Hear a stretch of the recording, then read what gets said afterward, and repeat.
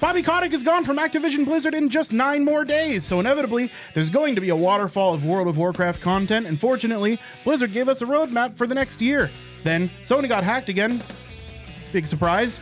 Tarkov Arena is out and begs the question, what is an esport? After that, we learn what it takes to become a backpack hero, what makes a good Marvel property, and we wrap up with Death Must Die.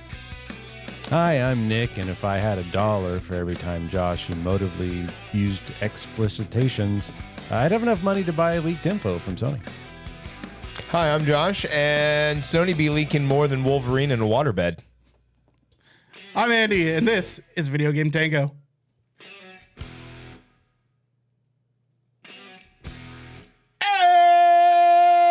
Hello. Guess who's back? It's us. We're It's back. a me and a you and a that other Back one. again.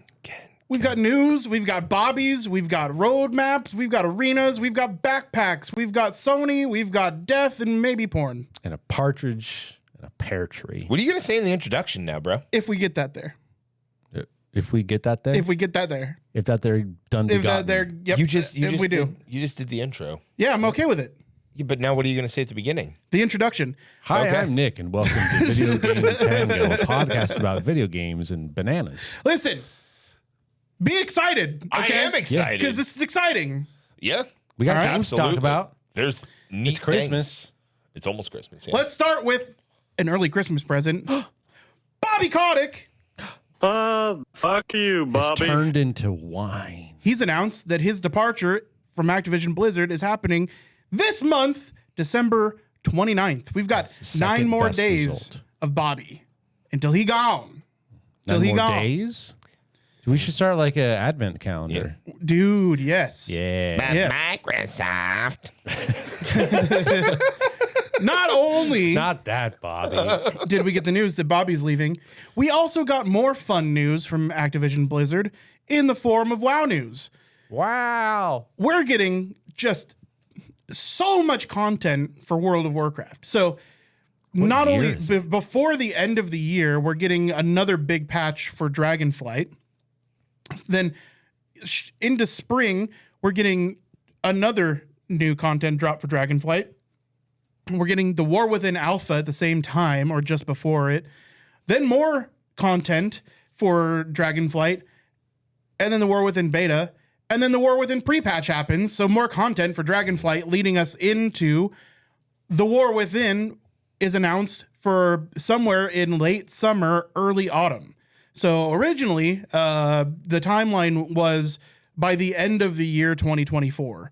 And now we're seeing more concrete dates and times. Now, there's a little caveat at the bottom of this image. It says more news beyond this roadmap is to be shared, and features will evolve based on player feedback, content, and timing subject to change. So, of course, they throw that in there. But that said, it looks like development for the War Within is happening pretty quickly and has a lot to do with ongoing things in Dragonflight. So we're getting a lot more Dragonflight content even before the War Within stuff starts to drop.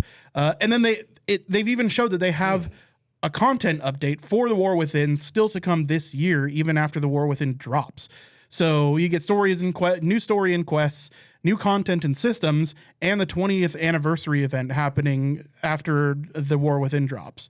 So that's awesome. That is this is more World of Warcraft content in a year than you usually get in an entire expansion. That's a lot of content for Dragonflight. A lot of content for Dragonflight and the War Within. I mean, a content patch announced the same year that it drops when it's like toward the end of the year is fantastic. But that's just retail WoW.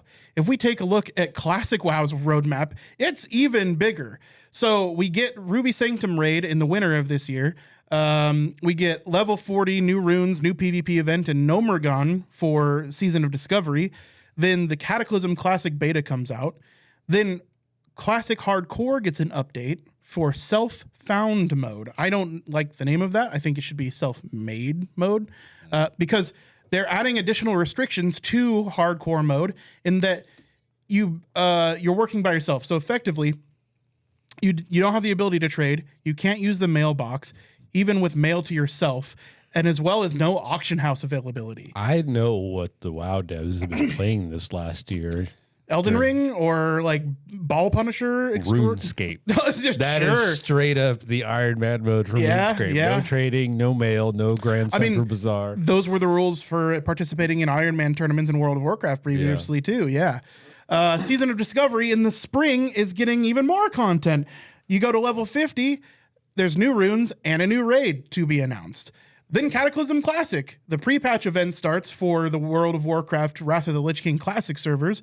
They introduced the Worgen and Goblins. They have the improved guild features that came out with Cataclysm coming in the pre-patch.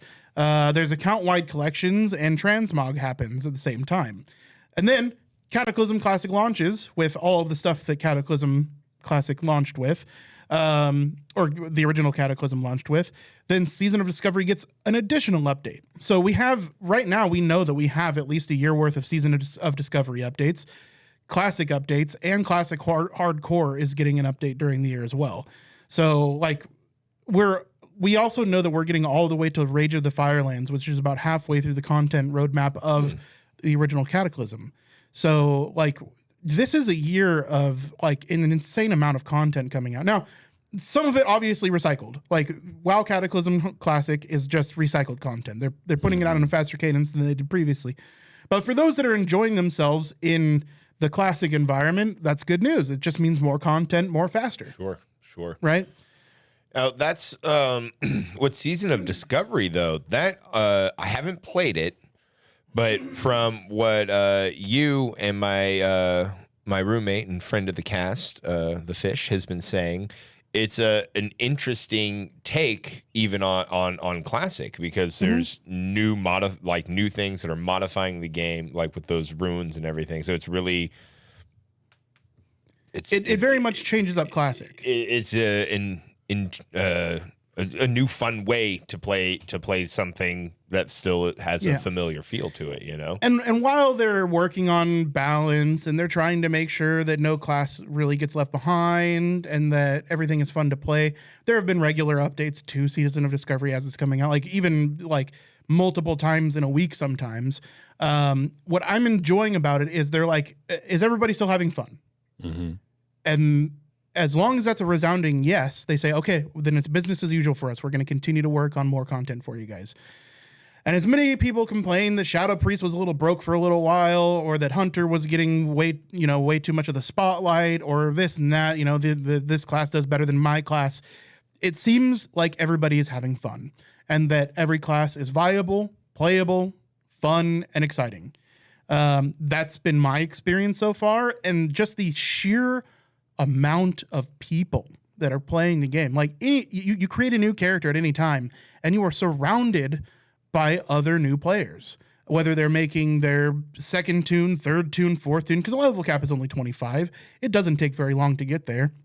It doesn't even take very long to clear the content, just because it's really early leveling. The leveling takes almost no time at all, and the content isn't terribly hard.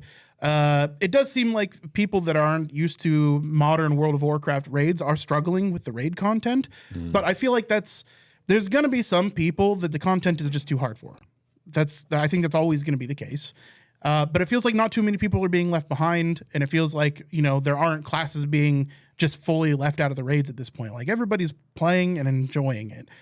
And that's also the air that I'm getting from the player base, is like everybody's just looking for somebody to play with and do raids with and do content with. And like if anytime you want to jump into trade chat or general, people are looking for groups left and right, and it's like a super it reminds me of early days of World of Warcraft in vanilla.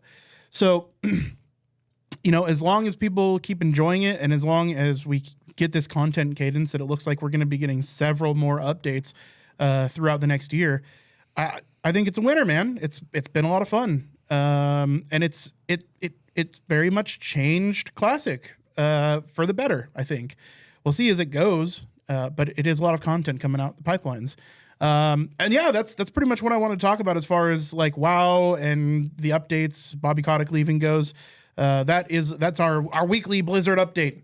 Oh, hot darn. Yeah. So from there, we're going to go to you, Josh, so we can talk a little bit about some leakiness. Yes. It's earlier this month, Sony's subsidiary Insomniac had a breach. Now, in this breach was everything from current and former personnel files to games, current and upcoming. So they got 1.67 terabytes of information out of this company. That's a lot of numbers. It is a lot of information. Now, the ransomware company Reseda actually they reached out to Sony after they hacked them and said, "Give us $2 million and we will return your files. You have 7 days to do so. Otherwise, we're going to release them." Sony, of course, said no. We're not negotiating with that. And so today, the end of the week was yesterday, excuse me, the end of the week was up the 19th, and they released a lot. So what was in the files, according to data floating around and some of these viewed files here, a lot of it was Wolverine for the game side of things coming out. Yeah. So everything from gameplay, plot details, playable characters, as well as animations, video, design documents, and more. It's honestly the only hack that comes close to this was the GTA 6 hack last year. It's unprecedentedly large. Yeah. There's even allegedly a bootable build of Wolverine in the files. So like everything, the kitchen sink they got from there. Reseda actually reached out to an Australian cybersecurity site and told them that they released 98% of the files to the public online. The other 2% they sold. They're, of course, not saying who they sold to. But they also said Insomniac, this is coming from the Reseda spokesperson, they said that Insomniac and Sony were the specific targets. Money was really their only motive. They knew who they were attacking, and this guy claims it took them under 25 minutes to get into the domain administrator. So that's crazy. You think they transferred that much info in 25 minutes? Was this an in-person, like, in real life hack? No, I think I'm pretty sure these Reseda guys is a Russian hacker group. They attack all kinds of people, get files, and force ransom, literally ransom for your files. So guys, please leave Video Game Tango alone. Jesus Christ, we're not worth enough. Don't ransom us. Files. You'll just have to send us a poor Tango tail in the mail or something, I guess. But they got all kinds of upcoming projects, and Sony is, of course, investigating. But when the people come out and say who it is, I mean, it's not they've claimed it. There's not much. I mean, just investigate how they got in and how to better link it or better protect it. Fight me about it. But I mean, they got in 20. Sony's a top tier cyber company, and they were in under 25 minutes. With the sheer amount of leaks and hacks and break-ins that we've seen over the last 10 years, like any corporate speak about how secure your shit is just pomp and circumstance. Yeah. Right. It is so easy to pull these things off that it happens all the time.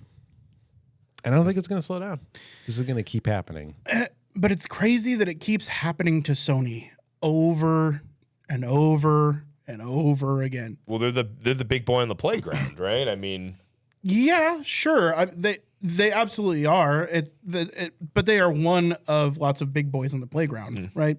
Sure. And it's interesting that Sony has gotten hacked so frequently in so few years. We hear about a major Sony hack every year, and about these hacker groups getting game files, employee documents, internal emails. In one case, they got everybody's fucking PSN information, right? Yeah. So it's crazy. I don't know why this. I mean, sure, it would be extremely inconvenient and difficult to pull off, and probably expensive. But just start air gapping your shit. Why are players login information? There's probably some good reason that I'm just not aware of. Or game dev files. You got all these videos and playable builds. Air gap it. Don't connect it to the internet. like, Or why is it being stored like locally on seemingly really unsecured servers? I was put it on the cloud. Or why isn't this data encrypted so it's just at least that much harder to because it's see? effort, time, and money. You got to Sure, put into it is, stuff. but dude, there are security firms that you just pay to make this stuff not happen, Yeah. right? Or to make it that much harder, right? But then you have to trust they're doing it right. Sure, yeah, but then they are usually legally liable for your leak at the very least. That's so, true. like, they take the fall. Maybe at this point, there's nobody willing to do it for Sony because they've been hacked so many fucking times. I'm Who sure knows? there's a good reason I mean- that this is frequent. Yeah, this That was we're a just big not hack. aware They of. were hacked Yeah, earlier maybe. this year. They were hacked last year. So I mean, it's definitely apparently a little bit of an issue. Well, I mean, over there, the thing that got Sony in trouble for doing rootkits on their on like any of the DVDs and CDs they put out was a hack. The U.S. government sued Sony because of information found from a fucking hack. Like, you'd think that they'd suture this thing up at some point, and that was a long time ago. That was like 2014 that happened. So like, come on, like, get your shit together, Sony. Google is reporting 2,116 moderate to major compromises and data leaks this year alone. Oh, sure, yeah, The number just gets more every year that goes for sure. past. And unfortunately, that's like our personal data. Like when they hit Target, you have a Target card. Well, then now they have all the information that you give Target, including like your shopping habits and stuff. So, yeah, this is bound to happen to like any of the major data companies, like companies that hold lots of data. That's what the hackers want. But it's crazy to me that Sony seems to like they lose everything when they get hacked. It's bonkers. Yeah, I mean, Hackers were able to keep PlayStation Network down for what? Like, it was unstable for like 2 fucking months during the PS4 era. Yeah. Shit's crazy, man. I don't know. Yeah, I don't know. Just I wanted to point that out. Was that all you had to say on the subject? yeah, I mean, it would be fun to speculate on who picked up those other files. I Yeah. mean, but I hope it was no one nefarious and it was just, some like corporate espionage. Or a government. It's Dr. Doom. Yeah. Who knows? But, huge leak. Yeah, that's fucking crazy, man. Well, speaking of, I don't know, leaks, I guess. Speaking of Russians, Leaky Russians. we've got a new game from those that made Tarkov. It's Tarkov Arena. So, Tarkov Arena is essentially Escape from Tarkov's like first effort into getting into esports. Is my prediction. Because when I look at the official Escape from Tarkov Arena site, the very first thing I notice is in the top bar, we have news, support, merch, rating, and esports.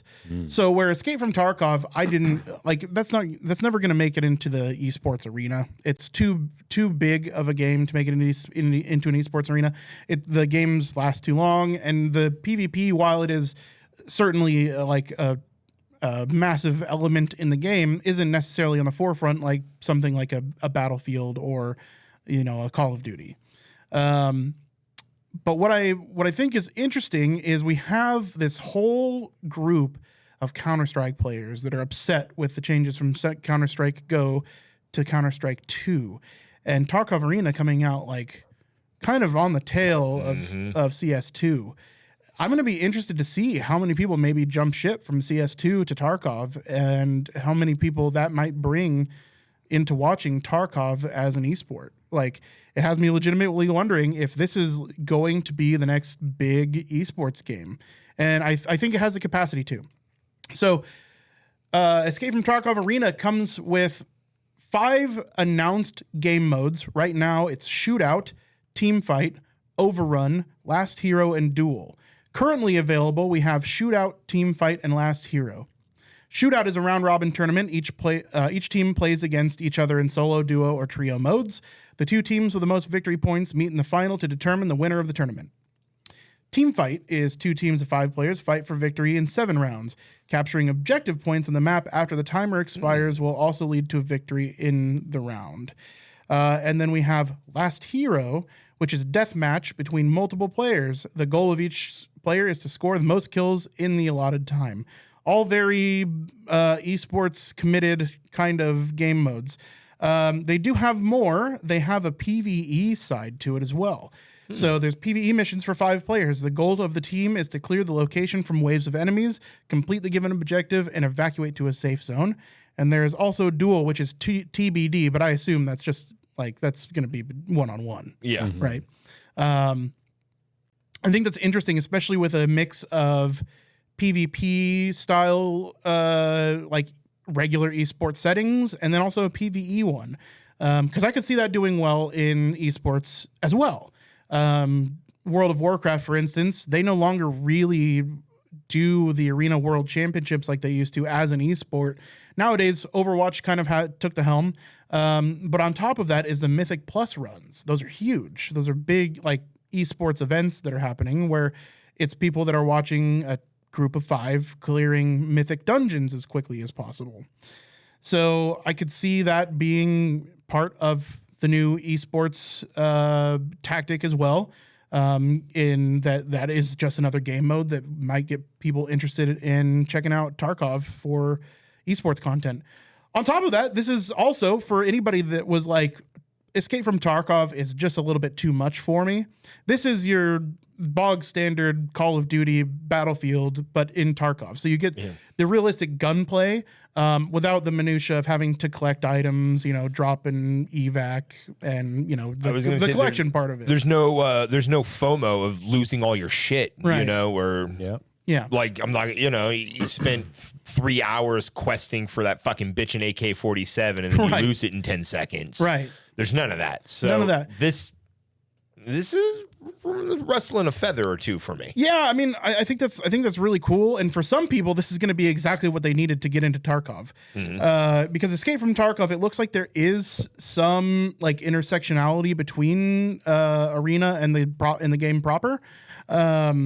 I don't know in what capacity yet. This is a brand new game, came out this week. It hasn't really been in our spotlight at all. While I do enjoy Tarkov gameplay, I don't play it myself. I do like watching it on Twitch and stuff. But I think this is definitely going to get it more in the spotlight. I can see conversion to Escape from Tarkov just from Tarkov Arena, right? Like, this is dipping your toe in the water that is EFT. For sure. I mean, it's in that same, like you said, that same universe, that same feel, and I really like the realistic gunplay. I feel like that's a thing that your Battlefields and your Modern Warfares, I feel like that's really what those are missing. It's it's like butter smooth. And it just which is, I mean, whatever is fine, but I don't know. The gunplay on this in this short little clip that we're watching here for our audio listeners only, really the gun's jumping around a little bit. It looks like you have to have control. So it definitely I don't know. I'm kind of digging on this. And like I said, the fear of not losing my gear that's cool. I like that. Yeah. And as far as realistic gunplay goes, this is like, there are very few titles that do it better than Tarkov does. And that does land in Tarkov Arena as well. Another thing that I find is important is there has been a lot of discussion, especially with the later Call of Duty games and games like Apex Legends, another competitive shooter. Granted, it's in a different vein, but another competitive shooter. Is issues with sound, not being able to tell where players' footsteps are coming from and that kind of thing, where Tarkov really does not have that problem. That's one of its specialties. Now, Tarkov has its problems, right? Sound sometimes being one of them. That is sometimes a complaint, but when you compare that to something especially like Apex Legends, we are leagues better in the sound department when it comes to Tarkov. So I think that I don't know, man. This might be what it takes to get me into Tarkov too. Like, Escape from Tarkov appeals to my like DayZ nerd, but do I want to have another game where I run around collecting stuff, gear, and that kind of thing? I don't know, but I do really appreciate the realistic gunplay and that kind of thing. So this may be what it takes to get me into Tarkov. I don't know. I've been thinking about what does esports mean in late 2023, early 2024.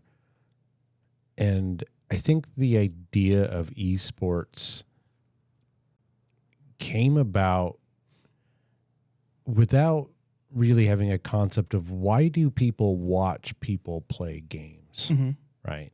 When you consider Valorant and Apex Legends and Overwatch and all the games that people watch people play, the modern action shooting competitive games, they watch individuals. Yeah. They watch Ninja or this guy or that guy. Their right? favorite players.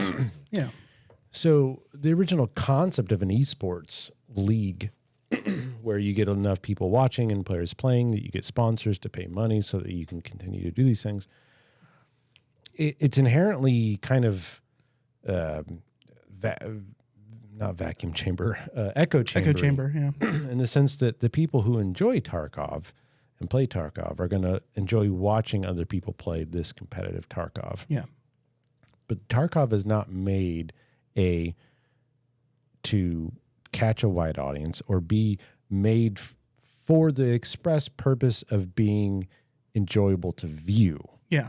It's made to be a hyper realistic first-person milsim. shooter that's very engaging and fun as the player. Yeah. And I'm sitting here watching this, no HUD gameplay. And don't get me wrong, I like it, and it's something that I would enjoy watching. But I don't know if the idea of esports in the traditional sense really is ever going to take off. It kind of hasn't. Like, if we think back, besides, you have Counter-Strike and you have Street Fighter and you have all the games that do have a competitive scene, but none of them hold a candle to the amount of money that gets made by just individual streamers playing whatever they want alongside their Twitch chat, right? Yeah. So I wish this game the best. I just hope that they're not putting too many eggs in this esports bracket. Yeah. Like, make a good game first for the people who've paid money and play it, and then maybe devise a system that makes it fun to watch. Yeah. My immediate thinking is you need an overview camera where you see everybody, right?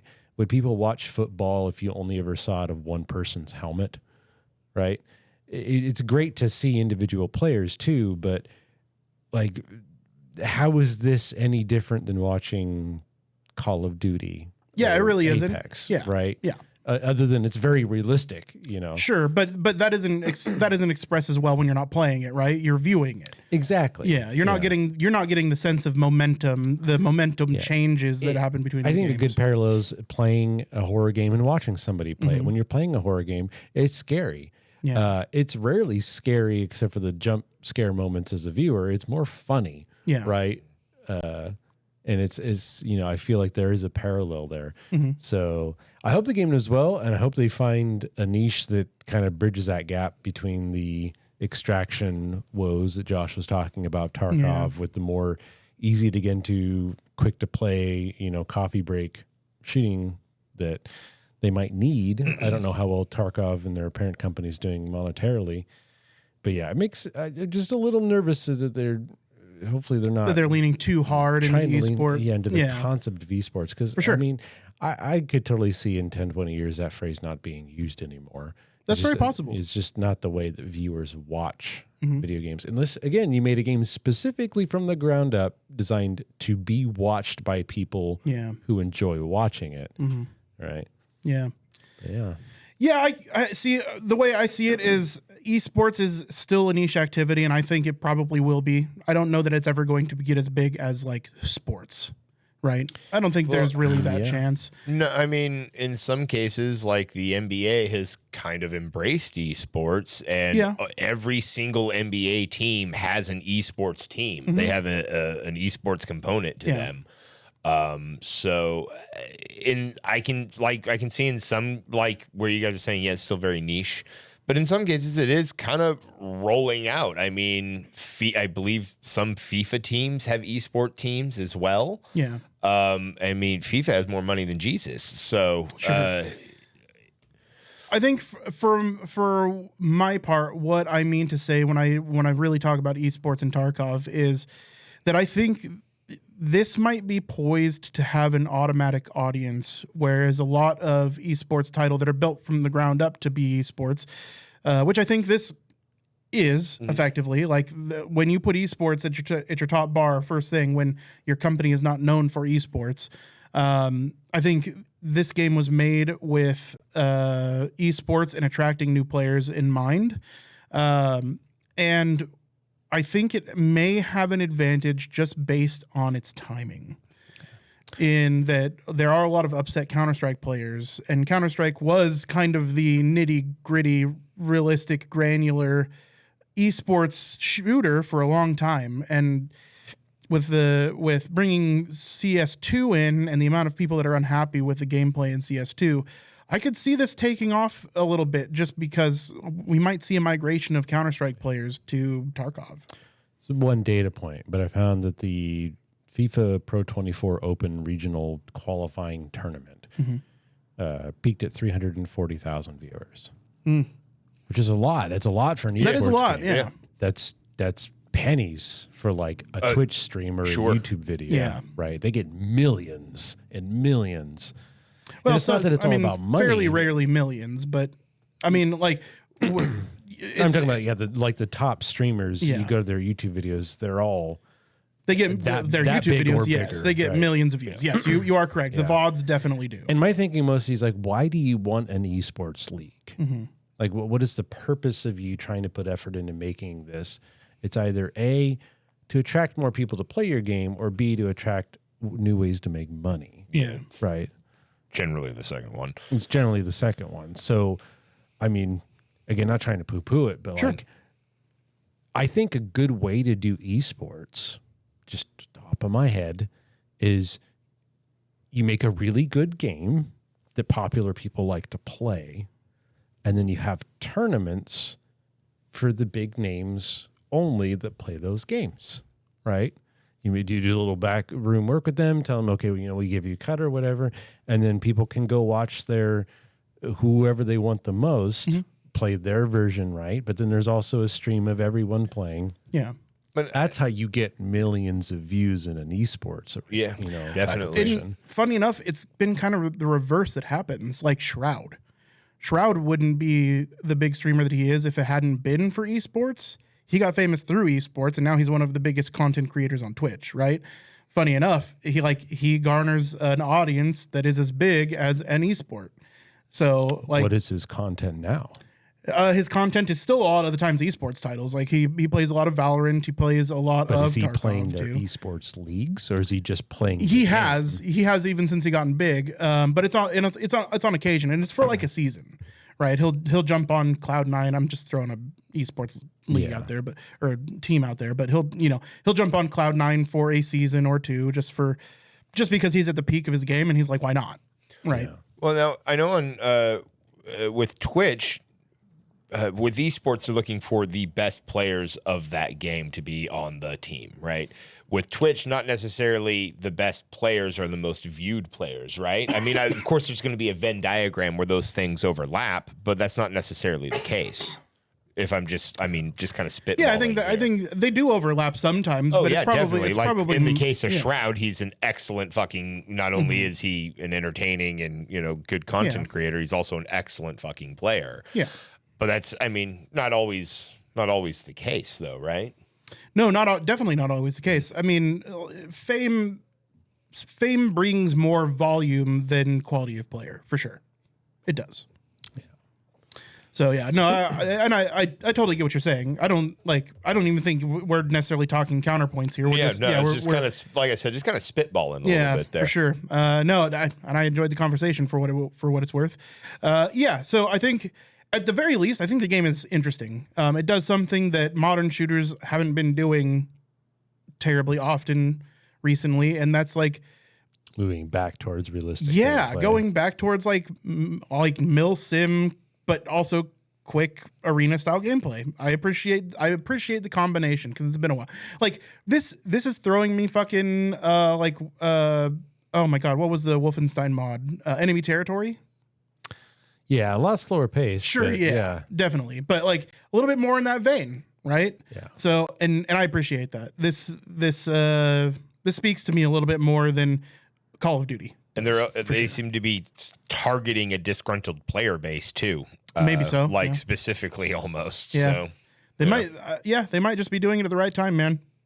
But I'm glad to see it. It looks like the gameplay looks solid. It looks like they didn't come out with like a half-cocked, let's make a small arena from one of our levels type of game. It looks like this took some real effort, and we're seeing it here in its first form. So I'm excited to see it. Hells yeah. Yeah, brother. What do we got next? That's me. I think it's Vibing. I can talk. It's a hero with a backpack. It is. Hero Yeah, backpack. it's your turn. Not Santa. I mean, he's coming. He's got his satchel. But no, this is the Backpack Hero. So I've talked about this game before. It's been out around a year. The game started, from what I remember, as just a free-to-play little alpha demo on itch.io, and I loved it. Loved the concept. And since then, it has grown into quite a game. They just had the 1.0 release about a month ago, and it picked back up on my radar. And after watching a few more videos of the 1.0 release, I'm like, all right, I gotta pick it up and play it. So I picked it up. I played it quite a bit today, and I'm loving what I'm seeing. So if you're not familiar with Backpack Hero, this is a dungeon crawler roguelike. And what is interesting about it is they have found a way to make inventory management not only fun, but the core game loop of the game. As you go through these challenges and fight different monsters, of which there's now over 100, you earn loot and you fit it into your backpack. And as you level up, you make your backpack bigger. That's what you get for leveling up. And sure, you can throw a sword and a shield and a healing potion in there, but it's much more interesting to have a clockwork bug that rotates every turn. And when it faces your sword, it gives it a buff that can chain into a wand that creates bombs that blow up herbs for double damage.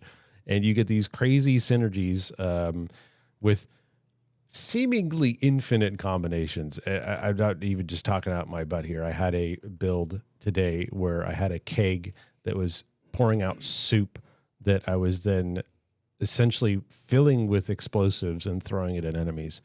It is bonkers and weird in the best way. And besides now 4 full-fledged characters, each with their own base game mechanics that differ quite heavily from one another. There's 800 full items, tested and retested and designed in the game, Steam Deck verified, controller support, but a full meta progression is the main thing that I was checking out today. It's very kind of Terraria Stardew Valley-esque, where you are your first character. I believe it was Purse. Yeah, is her name. She's got this town, it's run down, and her mom's lost in the dungeon. Her dad doesn't want to go find it, blah, blah, blah. But you go through these dungeon runs, and the stuff that you use to win these fights in the roguelike, you take back, and you can sell them for meta currency, or you can give them to the people in the town that are asking for different things to unlock more and different equipment to be found in the dungeon. So there's this nice little loop there as you try to meet new characters that come into your village and provide them housing, and then fulfill what they want, so they in turn reward you. Hot darn. Yeah, it's very nice. The standard quick play mode is still available if you just want to do a unlimited dungeon run, see how far you can get, what crazy synergies you can make up. But for $20, and it's been on sale as low as like $13, $14, you could easily spend hundreds of hours in this game. There is that much content. The base character that I just kind of described is one way to play. There's another character who essentially it's a deck builder. Their items get put into a deck that get randomly drawn. There's another one that's a robot, where as opposed to having a bunch of different items and finding synergies between them, you build a small logic pathway with these tubes that say, and or gates, like if enough mana goes through here, go this way and do this combo thing. If not, go the other way. It is very interesting. That's neat. I was gonna say, that's a fine little bit of ingenuity there. The gameplay is very Slay the Spire-esque. The enemies will, kind of input randomness, tell you what they're going to do, and some of them you can change depending on if you deal damage to them. There are status effects. The bosses are all pretty fun and have some good mechanics. And I'm loving it so far, and I'm glad that it saw a proper release. I believe, Nintendo Switch is the trailer we just watched, so it's on that as well. Mm-hmm, yeah. So Steam Deck support, Switch support. If you are interested and still haven't heard about it and checked it out, just Google Backpack Hero itch.io. Yeah. And you can go play the original basic version just to get a feel for how the bones of the game works and if it's something you'd like. That's better than a demo. You know? right. It's a full game. Yeah. It's limited on content, but yeah, you can just play it. Yeah, go play the full game, and then if you want more content, buy the full game. Yeah. Also, the game's had mods throughout, but now they're doubling down on mod support. And by mods, I mean like there's 800 items in the game now. Some of those mods had thousands, right? It's nuts, some of the stuff I've seen. So yeah, endless content if that's what you wish. Hell yeah. I love endless content. Speaking of endless content, let's continue this endless. Yeah, let's continue this like endless podcast. Josh, you got another story for us, eh? I do. It's it is in connection with that with my last story. So one of the leaked slides detailed the X-Men license terms between Sony and Marvel.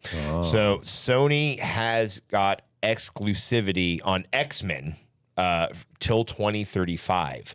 So that means that if they're an X-Men character, I mean Wolverine, your Cyclopses, your Professor X, your Magnetos, they are not going to be in other people's games unless it's an X-Men family game, which could be thought of as like the Avengers game that recently came out. Yeah. But something like so essentially that's it. Now this document gave again a little bit of some sordid details, everything from Marvel's royalties, which vary depending on whether it's a physical copy, an online, or a bundle, what sort of game it's coming out. But it also gave us the release date for Wolverine, which is 2026. It suggested that there's a Wolverine online game that's in development. So just a lot more exclusivity apparently coming for X-Men for Sony. But Marvel is very, very popular in the video game industry right now. Licenses are being snapped up left and right from everybody from EA to Insomniac to obviously Sony. So there's an Iron Man game in development at EA that's going to be coming out. We all got the preview of the Blade game that's in current development. I believe that's at Bethesda. The head, yeah. So a little scurry there, but I mean, so yeah. I mean, lots of Marvel stuff coming out, but even more Sony details there. They got a lock on the most popular Marvel family till 2035. I understand the corporate need and logic to get an IP and golem it and scurry it away into a squirrel hole and never let anyone touch it. But riddle me this. Am I wrong in considering that in kind of the average viewer's eyes, someone who's not a comic book fan or video game fan, Marvel characters kind of Mega Bloks version, or not, the other way around. X-Men is kind of like a Mega Bloks version of Marvel characters, right? They just don't have the popularity that Marvel does. Marvel is taken over these are the superheroes. Yeah. Right. And then with all like the DC failures in the movies and the X-Men movies going way left field, they're clearly having a problem. They cannot compete with Marvel. So I posit this question to you guys. What do they do to fix that? Like, what are the ideas that come to mind? So the key thing is Marvel actually just got the film rights for the X-Men back. So like that is actually, so they might start swapping over to that. They definitely are in the extra scene of the new Marvels movie, which didn't do well. The X-Men are confirmed to be coming into. Are you nervous that the X-Men is going to ride this faltering wave of everyone burnt out on superheroes? And that worries me. It worries me a little bit, except that Ryan Reynolds and Hugh Jackman are doing butts in seats. Yeah, that's butts in seats next year. And currently, it's the only MCU movie that's coming out next year is Deadpool 3. Mm-hmm. Yeah. My first idea is bite the bullet, reach across the aisle, and ask Marvel, hey, what if we made like a Marvel versus DC fighting game, what would the profit ratio split be? Like, let's make a game where people can have Superman and Deadpool. That's WB and Disney trying to argue over profits. That's the thing is like they'd never do it, but what would it hurt? You're not going to lose money. No, yeah, it wouldn't hurt anybody. Right? If I was going to make X-Men, I mean, X-Men, there's certain characters that, of course, always fucking popular. From X-Men, Wolverine, obviously. But X-Men was an allegory for civil rights. And boy, howdy, isn't there just a relevant situation with civil rights these days? I feel like X-Men would be a natural, like they should really be leaning in, like if they wanted to become super popular again, just lean into that queer movement a little bit. It's a natural fit. Like people who feel like they don't, I mean, it's a natural fit. Just like it kind of was with the civil rights movement back in the day. So if I was going to make X-Men popular again, that's the direction I would lean into. I think I agree. They need to steer away from trying to make Marvel movies. Just make character movies. Yeah. Movies about the characters and the struggles they're dealing with. Like, you don't need to have them fighting Sentinels and $300 million CG animations for half the movie. Yeah, and they don't have to come together for 5 movies in a row. You can have character stories. Yeah. That's how they started. That's what made Marvel what it is today, was Iron Man. Right? So yeah, no, I think there is a way that you can reboot these franchises where you can get butts and seats again, where you can take away some of the superhero fatigue. I don't know how that's necessarily done with these franchises right now. I think honestly they should just probably fucking cool it for a bit. Yeah, I think that's the best answer. Like, we can't tell you how to do it, but we can tell you what not to do. Yeah, which is to keep making fucking superhero getting movies. 4 new Marvel movies every year. Just that's what led to superhero fatigue for me. I haven't watched the Love and Thunder because I don't care right now. I also hear it's not that great. So especially after getting fucking Ragnarok. Yeah, it's like Ragnarok was awesome. One of my favorite of the Marvel franchise. But I'm an outlier, but I've seen maybe 6 Marvel movies, and I'm burnt out on them. And there's been like 20. Yeah, I saw all of them through phase 3. That was the end of the phase 4 of Thanos. Yeah. It was phase 4. Yeah. So I've seen all of those plus a few afterward. You know, I saw Guardians 3. Guardians 3 was good. Yeah. Guardians 3 was good. But again, like, I enjoyed it while I was watching it. Do I look forward to any more? Not really. And I wouldn't go to the theater to watch one right now. That's for sure. That's the only place I would go to watch them. I wouldn't want to watch one at home. I'll watch them on Disney Plus 6 months after they come out. Like, because I'm just not. I don't like, they aren't, even when they come out on Disney Plus, I'm not like ready to watch them.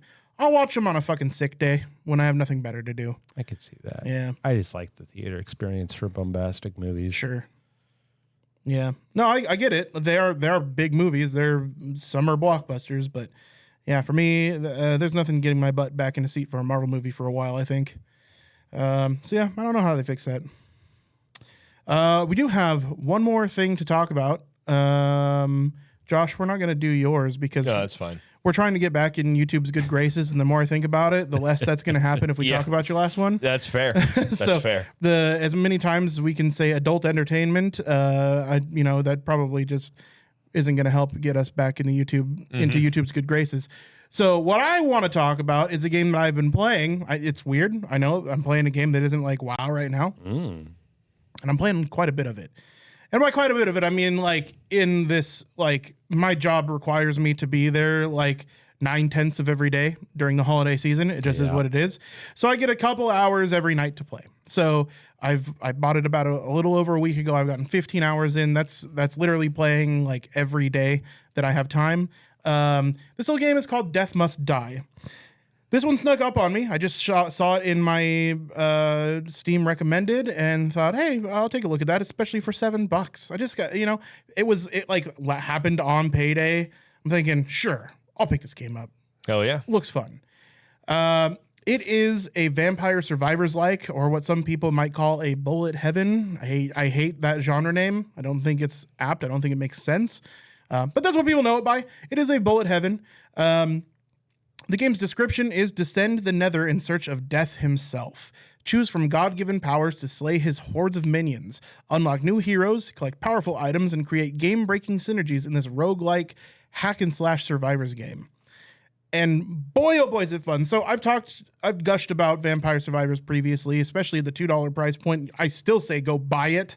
That said, I think this game may be the better of the two Survivors-like games that I'm playing right now. Or at least it's new, and I'm really enjoying its newness. So a few things that it does is it has more persistent abilities and acquisitions in it than Vampire Survivors does. You can get gear that drops in the game. On top of that, your abilities are granted to you by gods and goddesses, mostly of the Greek pantheon. For instance, I have a few written down here.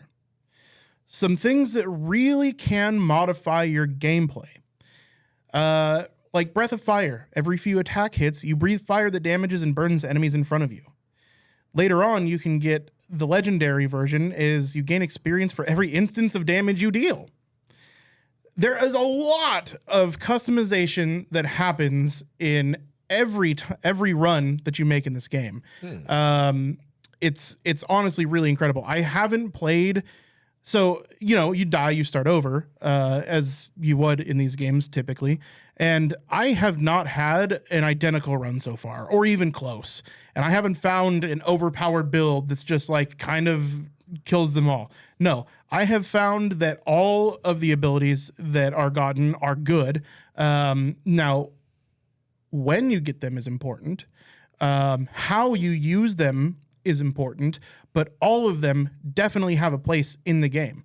There's no abilities like in Vampire Survivors that I avoid because the end result of those powers at their max level is not good enough for end game. Yeah. Right. I haven't found that. Now that, it's not to say that this game couldn't have that in the future. This is early access. There is only one level of hell out so far.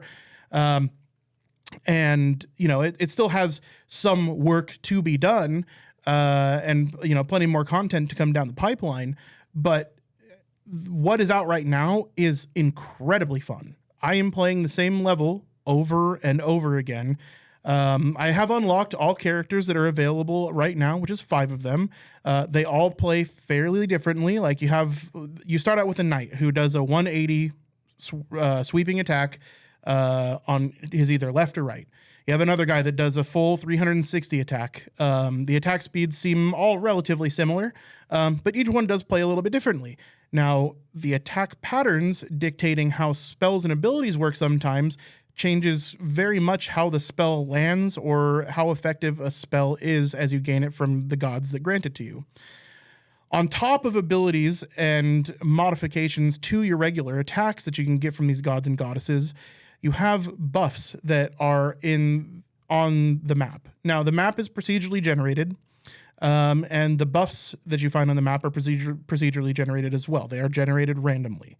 Some of these buffs are anything between like your luck stat is increased by 8%.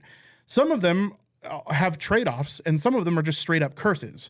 Like today I ran into the succubus, which is the first time that I've run into the succubus. And the succubus said, acknowledge her and free her and gain 13% luck, or it said abandon her. Now, if I've learned anything during my time playing this game, is abandon her doesn't say that it has any positive or negative effect to you, but it probably does. And the game may not tell you. In fact, I ran into a solemn knight who was there to give me a buff or to give me a curse. I rolled the dice on that. It said curse above my head, and I wasn't sure what happened. When I looked at my character sheet, which you can pause and you can see all of your stats in a very granular way, my luck went down to 0, meaning that I have no chance at getting higher level spells. Now, speaking of spells spells and abilities aren't just given to you at level 1, level 2, level 3. A lot of them do have multiple levels, but they also have quality, just like you would find in modern RPGs for items. So on top of them having multiple levels that you can gain for any spell or ability given to you by a god or goddess, they have a rarity or quality factor, thus giving you bigger, better numbers, or even sometimes changing the way the spell works in some capacity. I haven't experienced, I don't think I've experienced the majority of them yet, because my luck can get better to the point where I start getting legendary. Legendaries are a little bit different. The gods have a small list of legendaries that each one of them grants, except for the god of thunder. But for instance, one is hemorrhage. Rupture deals more damage for each consecutive instance of damage, which brings me to another point. Not only does the game have all these abilities, items, spell effects, etc., it also has status effects that other abilities will then later key off of in a lot of cases. So so far I found chilled, frozen, cursed, ruptured, and I'm sure there are more that I can't think of off the top of my head. But status effects that will change how other spells that you may choose to take later on down the road also then change how a spell works. There is so many modifiers here is what I'm trying to really convey, that every run is very unique in the way you end up playing your character. And not only do you have those modifiers, but you have the modifiers as well of changing your character and the way your attack is done. You have ranged characters, you have melee characters, and you have some that are kind of in between. And the variability is intense.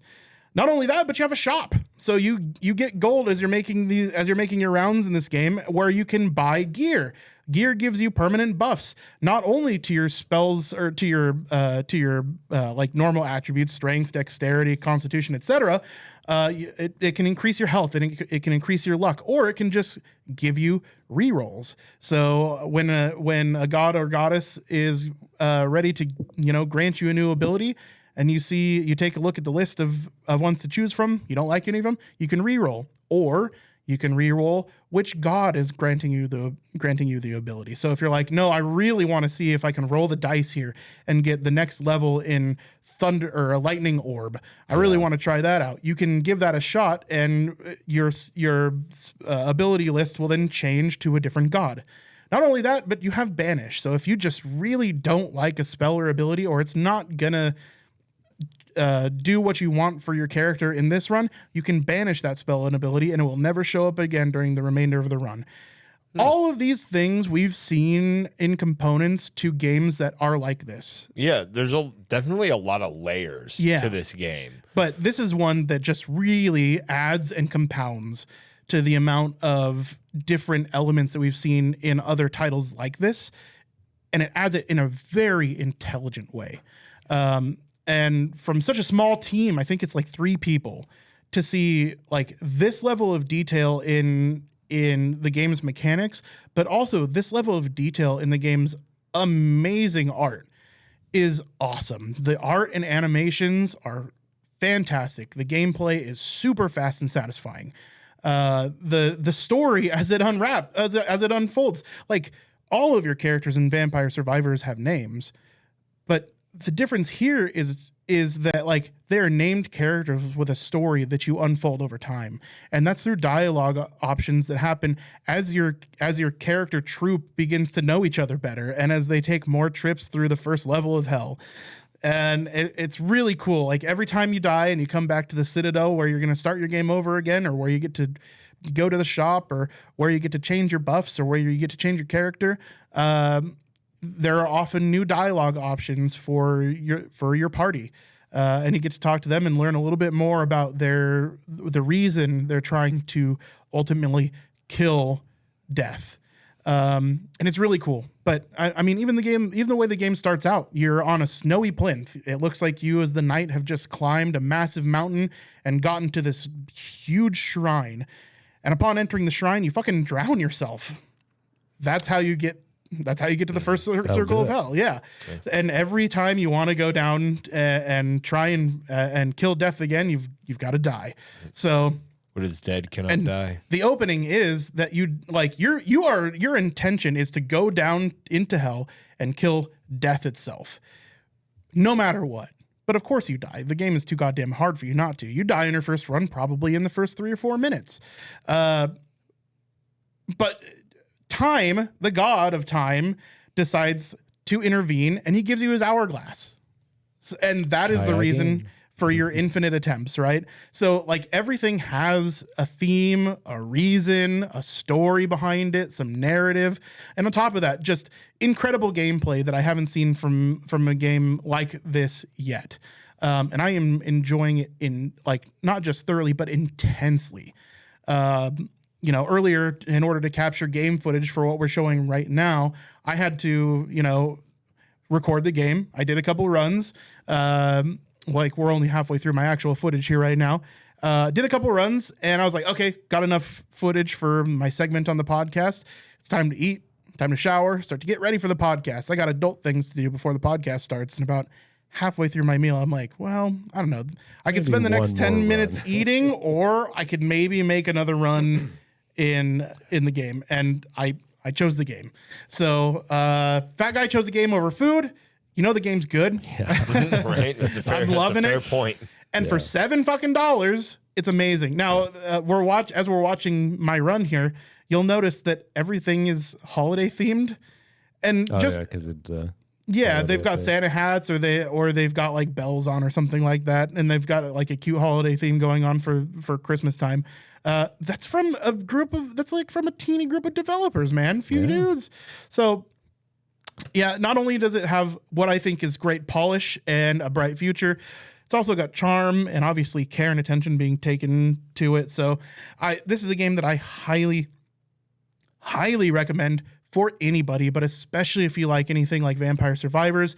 This is a no-brainer. For $7 on Steam, pick it up right now, early access or not. This has been a fantastic trip, and as soon as the podcast is over, I'm doing at least another run or two, and I've got 4 characters to level still. I'm happy about that. Yeah, I want to add a few things to echo that recommendation. I've played a lot of these Bullet Heavens, and I have yet to play this one. I've watched too much of it played in the sense that every time I see Nucleum or Retro Animation or something like that play another run, I'm like, I should watch that, so I watch it. I think this game has done what a lot of other games haven't done well in this last year regarding Bullet Heavens, and that after Vampire Survivors took off, everyone tried to make their own twist on it. Yeah. Which isn't a bad thing. You should, iterate and make your own thing. Like Halls of Torment, great game. But eventually you kind of run out of, meta level design space, and it's like, okay, what new thing can you really do differently that's worth doing differently, not just for the sake of it, right? Yeah. We had seen Halls of Torment a while back, around the middle of this year, which intrigued you because that's it looks almost exactly like Diablo 1. Very gothic. And it's quite a similar game to this one. That said, the graphics and the user interface need work. It's not that they look bad, but when you combine that with the fact that the majority of the game plays a lot like a lot of other Bullet Heavens, it could be it's their Bullet Heaven, but there's so many of them out there. What this game, I think, does well, not only kind of taking that feel, but I feel like not only at some points does this just reek of the old school Diablo style games in look and feel and coding, it is also heavily inspired by Hades. Yes. I mean, the storyline, the play, the idea of getting abilities from gods and their rarity, that is very, very Hades coded. And the gods have something snarky to say every time you run across them. Yeah. Yeah. Even some of the enemies are snarky, right? And the whole idea of coming back from death. And it would be really easy just to write this off as like a Hades clone if the gameplay was a lot like Hades, right? It's like, why are you just remaking Hades but not as good? But they don't, because it's still a roguelike and it's doing its own thing. I do think the idea of you having a paper doll model inventory for each character, heavy, medium, and light gear, is mildly novel. It's neat. That's a cool way to do meta progression because you find items that the enemies drop and you can equip them, I think, right then and there. Right then and there if you want. Or you can save them for later to give to other characters. Yep. Yeah, the inventory is shared, and you also have a chest to keep additional inventory in for later if you so choose. And as old gamers, we love paper doll RPG inventories. Oh, sure. You throw that to me any day, I'm happy, right? But yeah, no, it's why I'm glad I turned it on to you because I know that after I've gone through a lot of the chaff. I was like, this is one that I think is really going to be because you liked Hades, you like Diablo, and I think they found a really good balance between those two games and Vampire Survivors. Yeah, and I think it's probably got at least a good 20 to 40 hours of solid enjoyment before you feel like you've kind of run the course of the content that's available. For sure. I think the only detriment that it has right now is that it's early access. And that it's the full game isn't out for early access. It needs more. This is the first part of a slew of content that's going to be coming out for this game. But the game is almost too polished for the level it's at. Yeah, I mean that in a good way. Like it's one of those games where, having seen a lot, I can tell that it's highly unlikely this game is going to die and falter out and peter out of early access. Yeah. It's too high quality for that. I really don't see that happening. That happens often with other early access Vampire Survivor likes. So, yeah, fingers crossed that this gets attention it deserves. And again, you said $7. $7 and 0 bugs, 0 crashes, and this game, like the amount of this feels like a finished product. I'm just happy that it's not. Like, really, at the end of the day, knowing that there's content coming down the pipeline makes me just so much more excited for this game. Whereas normally, I really do want a finished game. I feel like I got a finished product. It just isn't done yet, and I get more later. It's fantastic. Like you said, this game has more polish than. It's got Andy stuttering. Most. That's how good it is. It's really hard for me to emphasize how good this game is so far, because I sometimes gush about games, but just the level of craftsmanship and thought and detail that went into this, and making sure that it's balanced game systems with as many systems that they have all intertwined within each other is crazy. They made a game with a level of complexity that hasn't been seen in this style of game yet, and they did it with. I mean, that's art. Sure, that is arguable, but I mean, in this genre, having taken what I feel like is the best of every part of or every game in this genre, put it all in one, and with this level of polish and thought in it, it's so fucking good, man. Yeah, I would say we live in an era where Vampire Survivors is now like the Diablo or Baldur's Gate 1 of its time. It's grandpa. Like, if you go back and play it, you're like, either A, can see why this game took off and why it did what it did, but B, it also feels trite and boring and repetitive because it's the Lord of the Rings, right? It's like we have evolved since. So this is a really good example of where we've come in such a short 2, 3, 4 years, however long it's been since Vampire Survivors came out. Really, really good. And it's got a dash mechanic for all characters. I love a dash mechanic. Yeah. Everybody loves a good dash mechanic. Not only that, but some of your abilities are keyed off of dash, or sometimes they change the way dash works completely. Like, it is another. Usually you use it to evade damage or whatever, and that's what you can see me doing here. But I'm also using it as my main damage dealer against some enemies that I'm going to have a hard time with because they're melee and I'm ranged. Have you done a summon heavy build yet? Oh yeah, definitely. I've gone full bonkers. Ravens and skeletons and curse. Oh god, it's so good. And just like, because I have the curse modifier that I'm giving as a status to these creatures, now I'm absorbing their health at a rate that, plus with vampirism and with dude, have you gotten the dragon? The fire and vampirism was like, you lose all of your armor, and I'm like, fuck, dude, my survivability is gonna suck. But you gain health every time you hit an enemy. And then switching my strategy to then being like, okay, I want to take all of the heal plus modifiers, made me indestructible. possible. Yeah. I mean, you watch my health bar go from like 0 to 100 rapidly over and over and over again.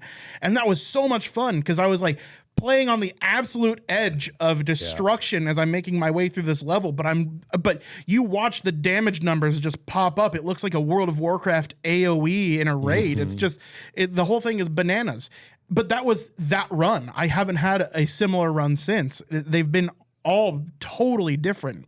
And while I've only leveled one character to essentially his max capacity, which means I have 5 more to go. I was gonna say there's 5 or 6 of them, right? I think they actually, so I think I'm going to go back in the video a little bit here. I'm fairly certain they actually added one with the Christmas stuff. I'm pretty sure this dude, this big Bjorn fellow here, upper left, is a new character. Oh, okay. Yeah, and I don't recognize him. Yeah, no, he hasn't been a playable character since. But if we go back further, if we go forward in the video a little bit, when I check buffs at the bookcase, there is a 6th person on there that I don't recognize the name of. So I'm fairly certain they just added a new character today. It just didn't show it in the patch notes. Yeah, let's see, party. Averon, Maris, Nixie, Kront, Scotty. Oh no, okay, that's party. So that's over. That's party health. So yeah, okay. So no new character, but there is a new dude in my Citadel that I've never talked to before, and I'm looking forward to finding out what he's got to say. Right? Yeah, because he's got a dialogue ready for me. So interesting thing. It looks like he's just part of the holiday themed event that's going on. But God, man, it's so good. Yeah, bro. You're not just gushing, you're squirting. Church. On that note, it's time to go squirt some more. I think that's going to be it for this episode of Video Game Tango. You guys got anything else you'd like to talk about before we go? That squirt should have been the end. Squirt.